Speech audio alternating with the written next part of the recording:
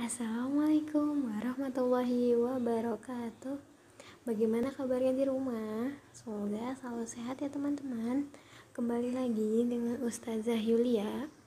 Nah, sebelum kita memulai pembelajaran ilmu pengetahuan alam atau sains, sekarang kita berdoa terlebih dahulu ya. Sikap berdoa, tangannya diangkat, kepalanya ditundukkan. Doa sebelum belajar. Bismillahirrahmanirrahim. Rabbi zidni ilman warzuqni fahman. Ya Allah, tambahkanlah ilmu kepadaku dan berikanlah aku kefahaman. Amin. Nah, hari ini Ustazah akan informasikan terlebih dahulu tema kita. Temanya itu tugas sehari-hari dan subtemanya tugasku sebagai umat beragama. Terdapat di dalam surat Az-Zariyat yang artinya, dan aku tidak menciptakan jin dan manusia melainkan supaya mereka menyembah kepadaku. Lalu, tugasku sebagai umat beragama. Nah, umat adalah kata dari bahasa Arab yang artinya masyarakat. Agama adalah suatu ajaran atau tradisi untuk beribadah. Adapun tugasnya untuk meyakini dan menjauhi larangannya. Nah, di sini Ustazah akan informasikan materi kita pekan ini. Materinya tentang kegunaan benda. Ada banyak benda di sekitar kita. Benda membuat kegiatan kita menjadi terbantu. Kita tidak bisa minum jika tidak ada air dan gelas. Lalu kita tidak bisa menulis jika tidak ada pensil dan juga buku. Nah, semua benda memiliki kegunaannya atau fungsi. Contohnya tadi ada gelas untuk minum, lalu ada pensil untuk menulis. Nah, itu adalah kegunaannya ya. Lalu, benda di sekitar kita mempunyai banyak kegunaan masing-masing. Nah, teman-teman perhatikan, ada sendok. Nah, sendok ini biasanya kita gunakan untuk apa ya? Betul, sendok digunakan untuk makan. Atau sendok bisa digunakan juga untuk di sini kegunaan benda yang terbuat dari beberapa macam bahan. Nah, Ustazah memiliki 4 tabel. Yang pertama ada benda yang terbuat dari kaca, lalu benda yang terbuat dari kayu, dan benda yang terbuat dari plastik, dan juga benda yang terbuat dari kertas. Sekarang kita bahas benda yang terbuat dari kaca ya teman-teman. Nah, pertama ada benda yang terbuat dari kaca. Kaca merupakan bahan yang keras, jernih, tahan terhadap panas dan tembus cahaya. Contoh benda yang terbuat dari kaca adalah cermin, jendela, lampu, dan juga gelas. Nah, pembuatan jenis benda.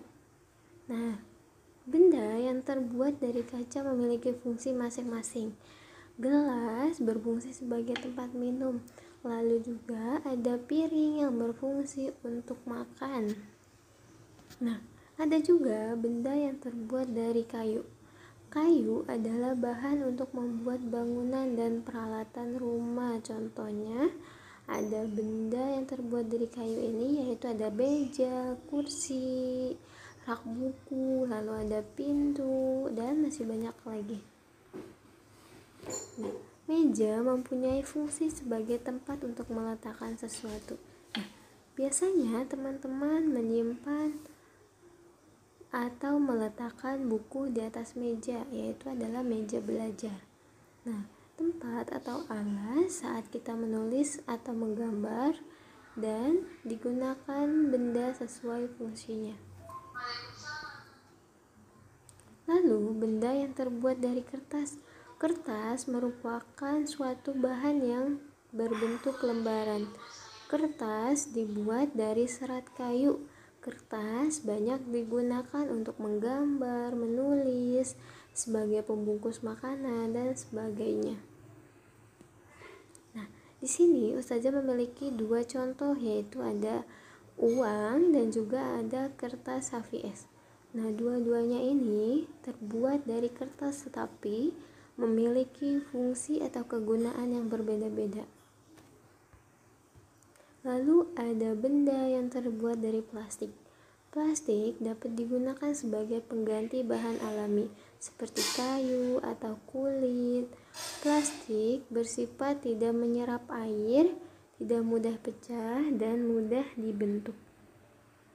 Nah, di sini ada contoh dari ember dan juga sikat gigi. Nah, benda yang terbuat dari plastik yaitu antaranya ada kantong plastik, gelas, piring, gayung, jas hujan, ember, dan sikat gigi. Nah, dua contoh gambar ini memiliki fungsi yang berbeda-beda, teman-teman. Ada sikat gigi untuk menyikat gigi, lalu ember juga dengan kegunaannya. Nah, jadi hikmah yang bisa kita ambil yaitu adalah setiap benda memiliki fungsi atau kegunaan, dan gunakanlah benda sesuai dengan kegunaannya. Nah, kesimpulannya, benda terbuat dari berbagai macam bentuk, dari mulai kayu, kaca, plastik, dan juga lain-lain. Nah, di sini ada project. Projectnya itu teman-teman klasifikasikan benda sesuai dengan kegunaannya yang terdapat di rumah teman-teman.